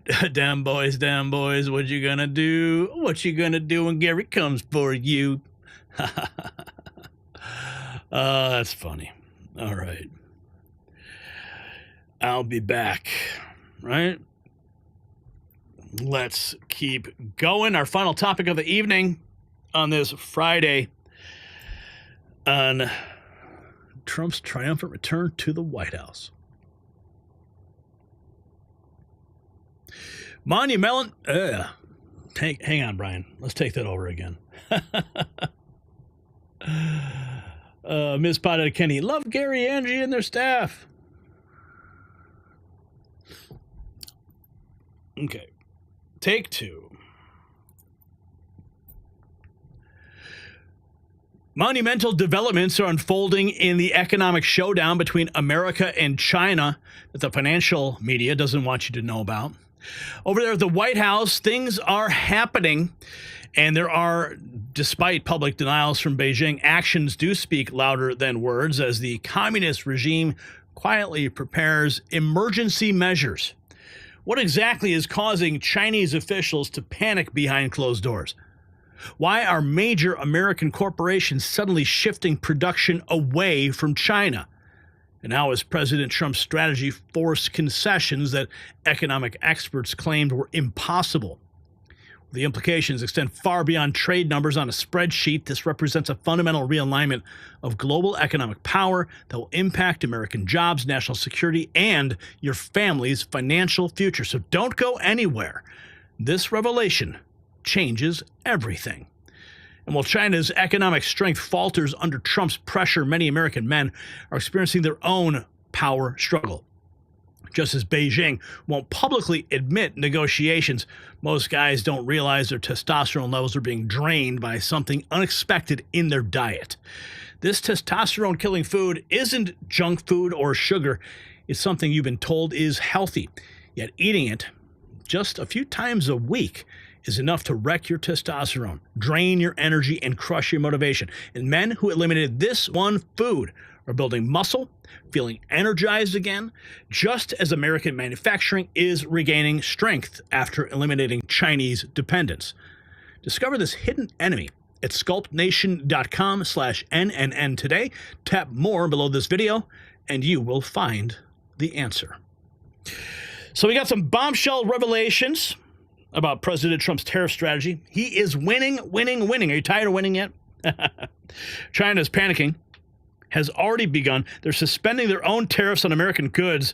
The communist regime is feeling the Trump pain. China forced to consider exemptions on medical equipment, industrial chemicals, possibly computer chips from their 125% tariffs. Remember when they did that? Retaliation? Yeah, they're backing off. They're desperately trying to save their manufacturing sector as Trump's America First policies hit them where it hurts. Trump is winning, baby. Check this out. Shocks. Bloomberg understands that China is considering suspending its 125% tariffs on some U.S. imports as the economic costs of the trade war weigh heavily on certain industries. Now, goods being considered for potential exemption include medical equipment and some industrial chemicals. Meanwhile, Beijing is vowing to fully prepare emergency plans to ward against increasing external shocks. Joining us now, Brendan Murray, who coordinates our global trade coverage. So, Brendan, there seems to be a conciliatory tone from the White House, but actually China being much more tentative.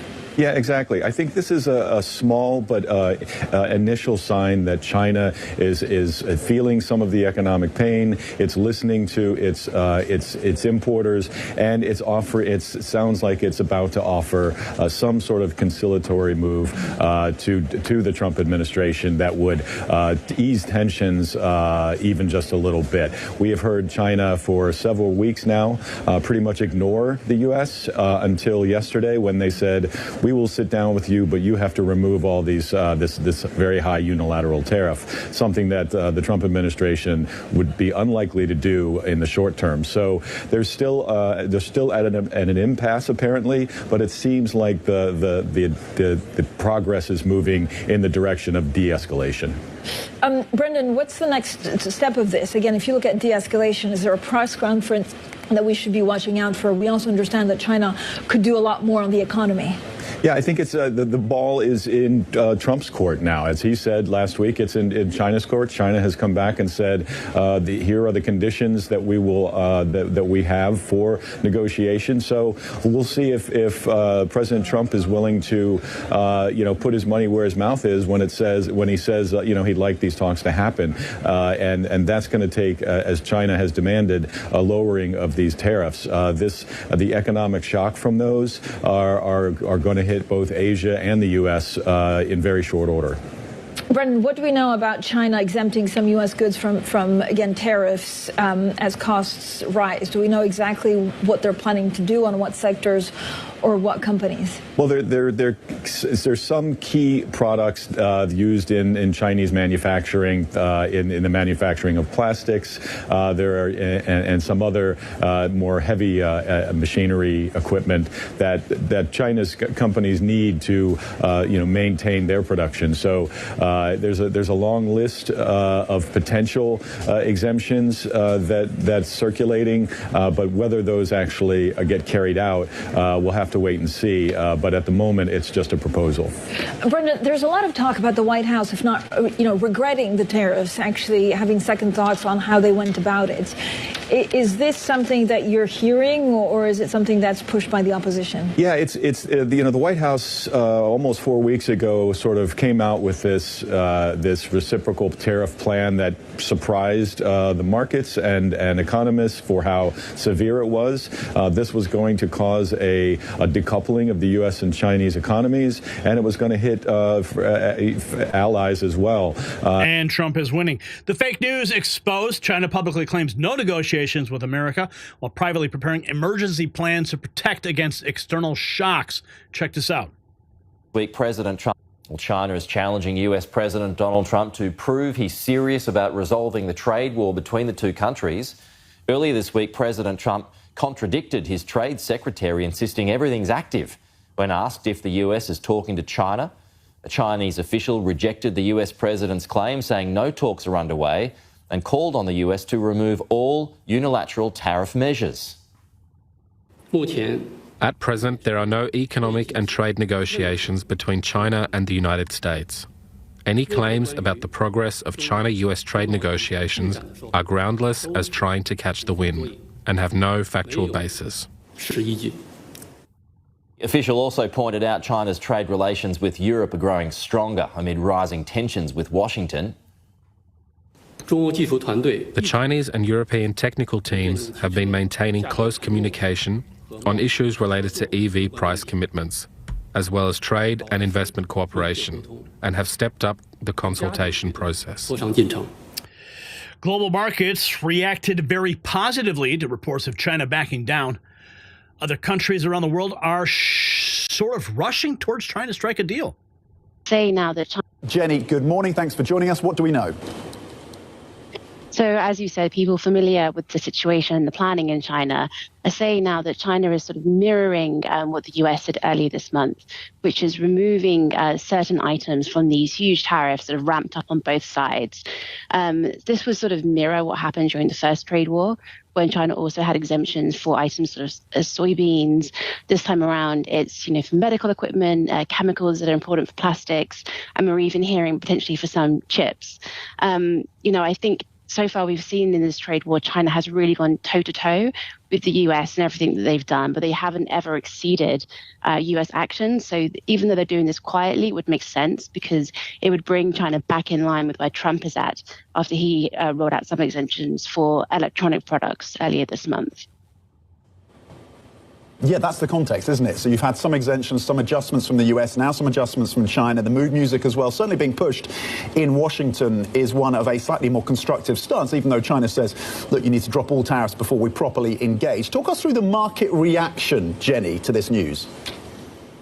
Markets reacted very, very positively to it. I think, people are just clinging for any sign that we're going to be inching towards a deal.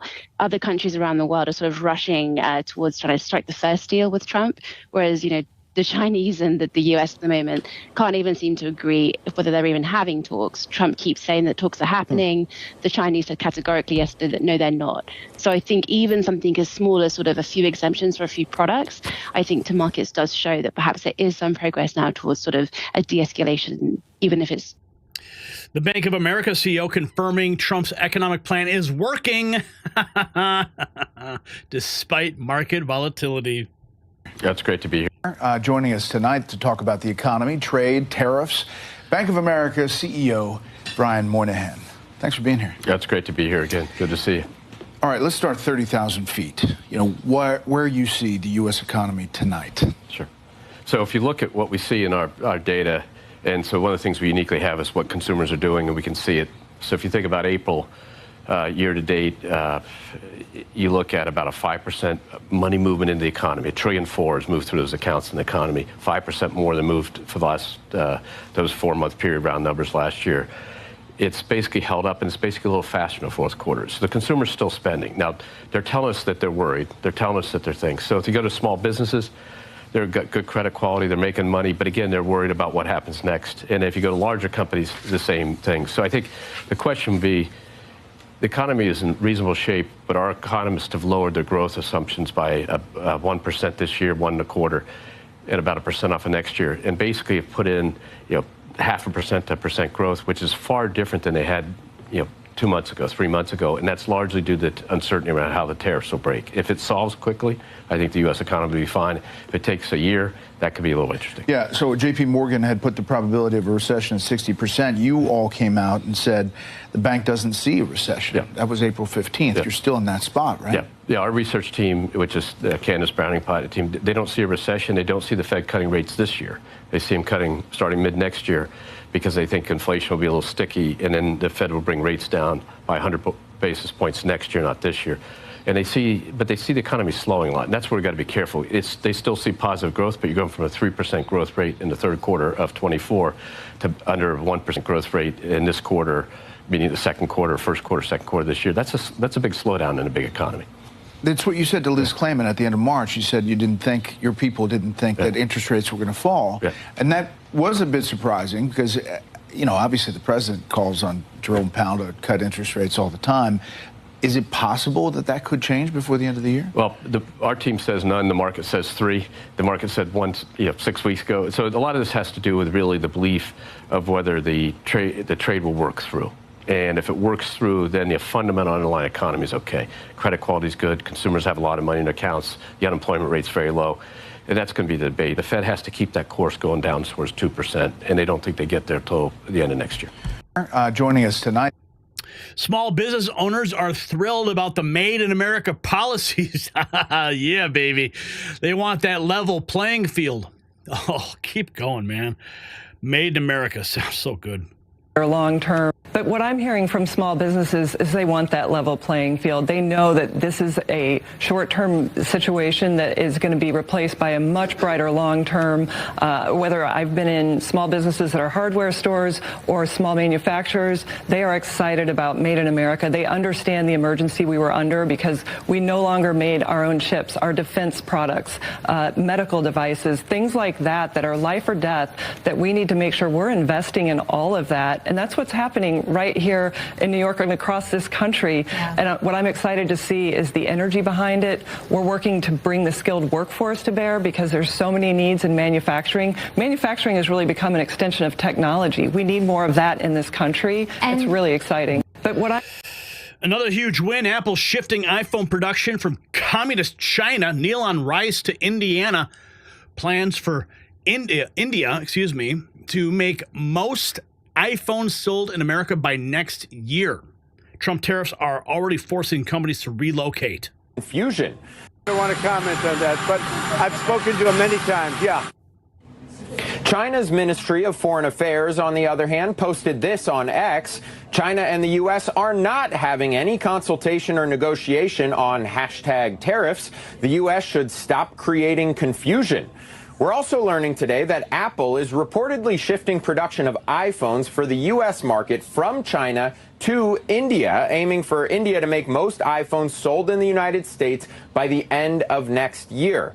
There's progress to report today between South Korea and the United States. Treasury Secretary Scott Bessent says things are moving faster than expected with that country. We also know he met with the Japanese finance minister yesterday. And this morning, President Trump says that the U.S. is very close to a deal with Japan. As you noted off the top, guys, the president heading to Rome for the Pope's funeral, but it sounds like he has a long list of world leaders to meet. We're told that the list of requests from world leaders to meet with the president was 3 pages, single space, though we don't know exactly who the president has time to meet with. Bank of America CEO explaining how Trump's policies are national security. Here's more. It's been, in his words, on the back end of a lot of deals, taking the short end of the stick for a lot of years. I think the issue is sort of what's your driving point. If your driving point is manufacturing jobs, then you'd say we lost a lot of manufacturing jobs. In 1970, there were 20-odd million manufacturing jobs. There's 13 million today. But there's twice as many people. We went from 80 million people working in the U.S. to 160 million in that time frame, which means services jobs took over. So it really depends on your viewpoint. If you look at it from manufacturing jobs, if you look at just basic fairness, we have stuff to sell. Other people sell us stuff. Why don't they buy more from us? That's the case in China. So I think each country is a little different, honestly. You know, the USMCA countries were part of an agreement that was negotiated in the first Trump administration. So it's a little hard to say that wasn't a deal that we lived with at the country. So I think it's just making sure, and then there's national security interests. I think there's very different premises. If you come at it from national security, that's about chips, that's about shipbuilding, that's about that. If you come at it from just fairness in buying, that's more about a China question. The other countries are more in balance. If you come about it, let's make sure we get jobs back here, that's a different thing to solve. So I think it really depends on your look through. I think the U.S. has been pretty successful when you put it in the global context. Even since the financial crisis, go back and look, you know, we were going to be outgrown by China, outgrown by Europe. The reality is we're 1.6, 1.7 times the economy size. Those countries haven't moved nearly as much. So it's been successful, and we have a lot of great things in this country we got to make go. All right, so biggest strength in the economy that you see, biggest weakness that you see? Oddly enough, it's the same thing. The question is timing. The biggest strength is U.S. consumers employed, has money in their accounts, their credit quality is good, and they're spending well. The biggest weakness, not here yet, but could happen, is that changes. And that's really down to business employment. If you saw today, the new claims for unemployment are still very solid, at a level that's below where it was in 19. In 19, the amount of workers were smaller. So I think the real weakness is the question, the real weakness will be if companies really start reducing headcount, laying off people. Right now that hasn't gone on, but that's the worry about not being able to figure out what profit margins are and not being able to plan a future. The second weakness I worry about is business investment. That we predict that to slow dramatically this quarter and next quarter. Therefore, that's why the economy we had it grown almost 2.5%, 6 months ago. We now have it grown 0.5%. That is all really drilled out by business investment in the U.S. Well, it's fascinating. As a golfer, I watched the Masters. I saw the ad. So now you're in the Masters game there, and golf with us looks like an interesting thing. Yeah, so what we did is we became a champion sponsor for the Masters this year after having done the Latin American Amateur. The Trump revolution is transforming America's position on the world stage while elites cry about the short-term disruptions. Real Americans are witnessing the restoration of our economic sovereignty. China is crumbling, manufacturing is returning, and global leaders are rushing to negotiate. So the economic revolution we're uncovering tonight demonstrates the extraordinary effectiveness of President Trump's America First approach to international trade. Well, so-called experts predicted disaster. We're instead witnessing the beginning of a manufacturing renaissance that could reshape our economy for generations. So the question every American should be asking, why did previous administrations allow China to exploit our market for decades? Is this the beginning of a new American economic dominance? And most importantly, how will this shifting global order affect your family's financial future? Share your thoughts in the comment section below. Love to hear them. Love to read them. I do read your comments. And while celebrating American economic independence, check out shop.nextnewsnetwork.com for exclusive Next News Network gear. Show the world where you get your real news as China continues to surrender to President Trump's masterful trade strategy. What's up? We got $5 coming in from Craig. 1,185 watching, 952 likes. That means 233 have not hit the like. Don't make me call my cousin Vinny from Chicago. Just hit it. Haha. Just hit it. Let's check in with the main big chat and the main feed and see what's happening right now. Whoa. Wow, this just pops up. This is the first thing I see when I open up my feed. How does she drive that car? Dr. Clown PhD is asking the question, how does she get out of the car? How does she get into it in the first place? Oh. How does she shift? Oh. MSNBC propagandist and Russian collusion hoaxer Ken Delanian admits that the facts don't look good for Judge Dugan, but wonders if it was really necessary to arrest her. Of course it was. I'm not sure what's going on there. Don't want to ask. Final Friday broadcast at InfoWars. It's on. FBI arrests 2 Democrat judges for aiding and abetting dangerous illegal aliens. Trump administration sources confirm more arrests are imminent. Final Friday? Come on. No, that's not happening. I don't believe it. Tremendous turnout in Ottawa. Billboard Chris speaking boldly against the abuse of gender transitioning of children. Pomona man in the country illegally for nearly 40 years was taken by ICE agents outside his barbershop, has been released from custody. General Mike Flynn speaking somewhere, America's Future Live in Wisconsin. I wonder if we can check in on that. It took years, and it doesn't have to take years. I wanted to own the responsibility of my healing, and I believe that there are others in here that can do the same. And I just want to thank America's Future and everyone here. Thank you, General. Thank you, Mary. You're like a mom and you're like a dad. You guys are stuck with me. Boz, thank you. Laura, everyone, just thank you so much. Tell them what happened when you cried out to God. Remember? When he threw the Oh, I haven't talked about that too much. Okay, you want me to talk about that? So, I am not going to go further. If you want, check it out. It's on X. Justice Department says it will resume practice of obtaining reporters' records in leak inquiries. 5 minutes ago, no one was above the law. Michael Malice. President Biden says he will not pardon Hunter Biden and will accept the outcome no matter what. 5 minutes ago, no one was above the law.